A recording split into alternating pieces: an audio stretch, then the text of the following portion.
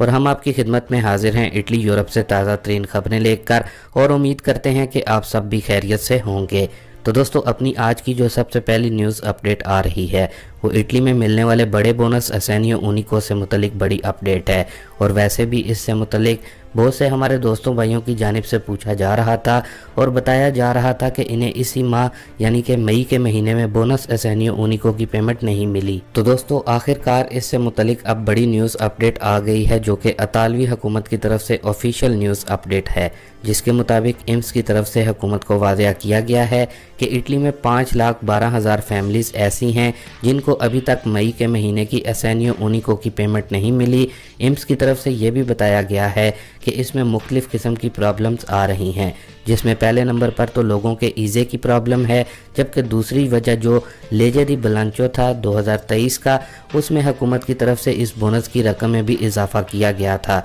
तो ऐसे दोस्त भाई जिनको इस माह बोनस असेनियो यूनिको की पेमेंट नहीं आई, तो आपको इसमें घबराने की या टेंशन लेने की ज़रूरत नहीं, आपको जून और मई की इकट्ठी पेमेंट मिल जाएगी। बाकी ये न्यूज़ अपडेट भी बोनस असेनियो यूनिको से मुतलिक दी गई है। 3 लाख के करीब ऐसी फैमिलीज़ भी हैं जिनको बोनस असेनियो यूनिको की पेमेंट ज़्यादा चली गई है, जिसकी वजह से उनको एम्स की तरफ से अब मैसेजेस या फिर लेटर दिए जाएंगे, जिसके बाद उनको ये पेमेंट वापस करनी होगी जो इजाफी पैसे उनको मिले हैं। बाकी दोस्तों, आपने भी कमेंट बॉक्स में ज़रूर बताना है कि आया आपको इस रवां माह मई में बोनस असेनियो यूनिको की पेमेंट मिल गई है या फिर नहीं। और जिन दोस्तों भाइयों को इस नई न्यूज़ अपडेट का लिंक भी अगर चाहिए हो तो आप कमेंट बॉक्स में भी हमारे से पूछ सकते हैं। इसके बाद दोस्तों, अपनी अगली न्यूज़ अपडेट को देख लेते हैं, जो कि इटली की इमिग्रेशन को लेकर गैर मुल्कियों के लिए बड़ी खुशखबरी की न्यूज़ है, जबकि अहम ऐलान भी इमिग्रेशन को लेकर किया गया है, जो कि गुड न्यूज़ है। तो दोस्तों, असल में ये बड़ी खबर इमिग्रेशन को लेकर मत्तियो सिल्विनी की जानिब से आ रही है, जो कि गुज़िश्ता रोज़ मत्तियो सिल्विनी की जानिब से